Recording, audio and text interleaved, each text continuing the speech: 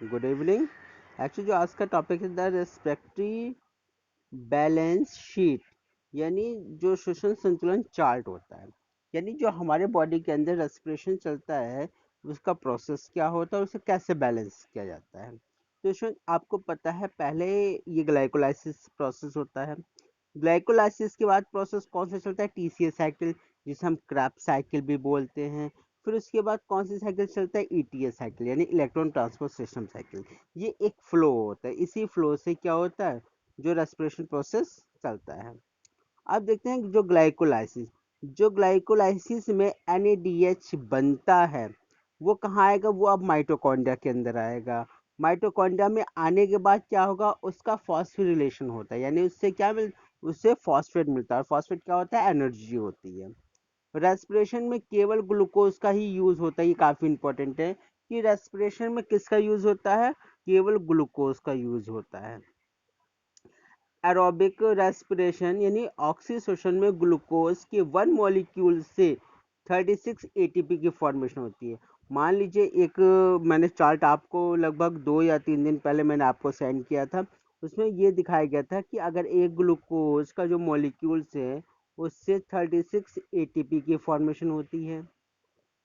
एक NADH है, उससे 3 एटीपी की फॉर्मेशन होती है। और एक FADH है, उससे केवल 2 एटीपी की फॉर्मेशन होती है। ये चीज़ काफ़ी इंपॉर्टेंट है। एम्फीबोलिक पाथवे, देखिए स्टूडेंट एम्फीबोलिक क्या होता है? एम्फीबोलिक होता है जिसमें एनर्जी निकलती भी है और उसकी फॉर्मेशन भी होती है, उसे हम एम्फीबोलिक कहते हैं। रेस्पिरेशन रेस्पिरेशन होता है जो हम श्वसन करते हैं। रेस्पिरेशन के लिए ग्लूकोज ग्लूकोज एक सब्सटेंस है।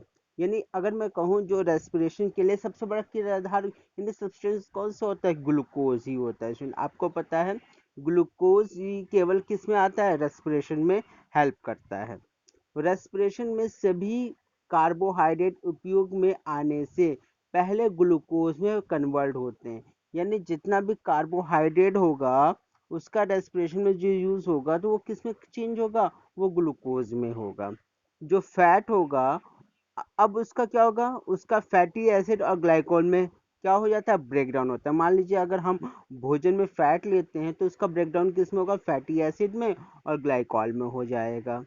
यदि फैटी एसिड रेस्पिरेशन में यूज होता है, अगर वो फैटी एसिड हमारे रेस्पिरेशन में यूज होता है तो वो एसिटिल को एंजाइम में बदलकर कहाँ जाएगा? क्रेब्स साइकिल में जाएगा।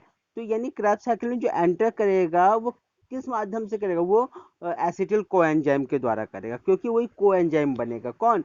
फैट। और जो ग्लाइकोल होगा वो पीजीएल में बदलकर रेस्पिरेशन साइकिल में प्रवेश करेगा। देखिए दोनों चीजें हैं। जो फैट होगा वो किस में चेंज होगा? फैटी एसिड और ग्लाइकोल में होगा। तो फैटी एसिड जब रेस्पिरेशन में यूज होता है तो एसिटिल कोएंजाइम में बदलकर क्रेब्स साइकिल में जाएगा। और जो ग्लाइकोल होगा वो किस में चेंज होगा?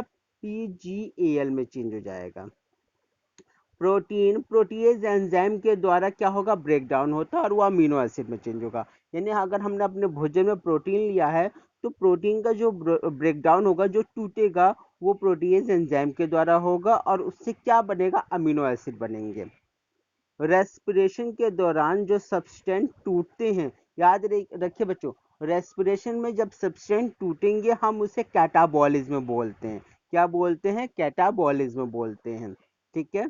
और इसी में ही देखिए स्टूडेंट, जब ऑर्गेनिज्म में फैटी एसिड का सिंथेसिस होता है, जब फैटी एसिड बनेगा तो रेस्पिरेशन पाथवे एसिटिल कोएंजाइम से अलग हो जाएगा और इसी प्रकार प्रोटीन का निर्माण और उसका ब्रेकडाउन दोनों ही होता है। यानी अब मैं कहूं कि जब रेस्पिरेशन में क्या होगा? किसी सब्सटेंस का ब्रेकडाउन भी होगा और वो सिंथेसाइज भी होगा, यानी वो टूटेगा भी और बनेगा भी। जब कोई चीज टूटेगा और कोई चीज बनेगा, जब दोनों प्रक्रिया होती है उसे हम एम्फीबोलिक बोलते हैं। ऐसे ही जो रेस्पिरेशन होता है, यानी उसमें अगर किसी का ब्रेकडाउन होगा, कोई चीज टूटेगी, उसे हम कैटाबॉलिज्म बोलते हैं। और किसी चीज का अगर निर्माण होगा, सिंथेसाइज होगा, उसे हम एनाबॉलिक बोलते हैं। तो ये दोनों प्रक्रिया किस में होगी? रेस्पेक्टिव पाथवे में यानी श्वसन पाथवे में होगी, इसलिए इसे हम एम्फीबॉलिक पाथवे कहते हैं, क्योंकि इसमें कैटाबॉलिज्म और एनाबॉलिज्म दोनों ही प्रक्रिया होती है। अगर किसी ने पूछा जो रेस्पिरेशन होता है, पाथवे, रेस्पिरेशन पाथवे की बात की गई है, पाथवे की बात की है, वो एनाबॉलिक और कैटाबॉलिक में दोनों होते हैं। अब हम डायग्राम के अकॉर्डिंग क्लियर करेंगे। मान लीजिए स्टूडेंट, ये फैट है, ये कार्बोहाइड्रेट है, ये प्रोटीन है, ये आएगा कहाँ से? ये आएगा फूड से। पता है, जो हम ब्रीथिंग लेते हैं, ब्रीथिंग होता है सांस लेना होता है, और जो रेस्पिरेशन होता है वो हमारी टिश्यू के अंदर चलता है। तो फूड से हमें फैट भी मिलता है, कार्बोहाइड्रेट भी मिलता है और प्रोटीन भी मिलता है। तो जब फैट फूड से ये सब चीजें मिलती हैं, तो जो फैट का ब्रेकडाउन होगा वो फैटी एसिड और ग्लाइकोल में टूट जाएगा, क्या? फैट। अब इसके बाद ये टूटेगा डाई हाइड्रोक्सी एसीटोन फॉस्फेट में टूटेगा। उसके बाद ये टूटेगा G3P में टूटेगा स्टूडेंट, ग्लाइसल्डिहाइड 3 फॉस्फेट में टूटेगा। इसके बाद पायरुविक एसिड में ब्रेक डाउन होगा, और पायरुविक एसिड के बाद एसिटिल कोएंजाइम में होगा, और ये कहाँ जाएगा? क्रेब्स साइकिल में जाएगा। तब CO2 और H2O रिलीज होगा। रेस्पिरेशन में ये तो होता है, कार्बन डाइऑक्साइड और जल निकलता है, वो ये प्रोसेस होता है। अगर मान लीजिए कार्बोहाइड्रेट है, वो किस में टूटेगा? वो शुगर में यानी ग्लूकोज में टूट गया। ग्लूकोज से ग्लूकोज 6 फास्फेट में हो गया, फ्रक्टोज 1,6-बाईफास्फेट हो गया, फिर G3P हो जाएगा, फिर पायरुविक एसिड हो जाएगा, एसिटिल एंजाइम कोएंजाइम हो जाएगा, फिर क्रैब साइकिल में जाएगा, और CO2 और H2O रिलीज हो जाएगा। अगर हम प्रोटीन की बात करते हैं, तो प्रोटीन का जो ब्रेकडाउन होगा वो प्रोटीएज एंजाइम करेगा, वो अमीनो एसिड में टूटेगा, अमीनो एसिड जाएगा पायरुविक एसिड में टूट जाएगा, पायरुविक एसिड एसिटिल कोएंजाइम में टूट जाएगा, और ये क्रैब साइकिल में जाकर CO2 और वाटर की फॉर्मेशन करेगा। क्लियर? अब रेस्पिरेशन क्वाड्रेंट यानी श्वसन गुणांक, ठीक है स्टूडेंट, ये क्या होता है श्वसन गुणांक? जो आर, इसे हम RQ भी कहते हैं, शॉर्ट फॉर्म में R और Q बोलते हैं। जो RQ होता है वो क्या होता है? जो CO2 हम क्या करते हैं, जो हम CO2 बाहर निकालते हैं, उसे हम भाग यानी डिवाइड करते हैं जो ऑक्सीजन हम लेते हैं, यानी जो ऑक्सीजन होगा उसे लेने का जो वॉल्यूम होगा अपॉन, मतलब बटे में, तो इसमें क्या होगा? वो जो CO2 होगा उसका वॉल्यूम होगा, उन दोनों की जो रेशियो होती है उससे ही हम RQ कहते हैं। तो याद रखिए, यहाँ CO2 ऊपर होगा क्योंकि वो क्या हो रहा है? रिलीज हो रहा है। और जो O2 हम ये क्या कर रहे हैं? हम ये ले रहे हैं, ठीक है। इसके वॉल्यूम को हम डिवाइड देने से RQ निकल के आते हैं। जैसे मान लीजिए एक छोटा सा एग्जाम्पल लेता हूँ, मैं कार्बोहाइड्रेट लेता हूँ। देखिए ग्लूकोज है, ग्लूकोज का अगर O2 के साथ रिएक्शन हम करते हैं, आपको पता है जब हम सांस लेते हैं तो ग्लूकोज को ऑक्सीजन के साथ अटैच कर देते हैं, तो CO2 और वाटर क्या होता है? रिलीज होता है।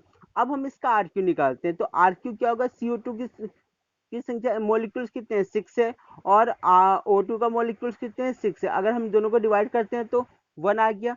तो अगर मैं कहूँ जो कार्बोहाइड्रेट है इसकी RQ कितनी होगी? 1 होगी, ठीक है। अब हम फैट का निकालते हैं। देखिए ट्राइपार्माटीन है, ये कोई फैट है। अब इसका हम O2 के साथ रिएक्शन करते हैं तो CO2 और वाटर की फॉर्मेशन होती है। अब ये देखिए जो RQ निकालते हैं तो यहाँ पर CO2 की मात्रा कितनी है, क्वांटिटी कितनी है? 102 है, अपॉन, अब ये देखिए स्टूडेंट 102 है और अपॉन O2 की क्वांटिटी कितनी है? 145 है। इससे हम डिवाइड करेंगे तो इसकी वैल्यू 0.7 आ रही है। अगर मैं कहूँ फैट कितना होगा, तो इसकी जो RQ आ रही है वो 0.7 होगा, यानी 1 से कम होगा, ठीक है। और एक छोटा सा है जो यहाँ पे प्रोटीन है, प्रोटीन का RQ कितना होता है? 0.9 होता है। तो ये पॉइंट जरूर याद रखिए एग्जाम में 100% चांस से आने के लिए। यस स्टूडेंट, इसी के साथ ये चैप्टर फिनिश होता है। कल आपका टेस्ट है और फिर से एक लास्ट चैप्टर हम करते हैं, फिर 11 का सिलेबस हमारा कंप्लीट हो जाएगा। ठीक है स्टूडेंट, थैंक यू।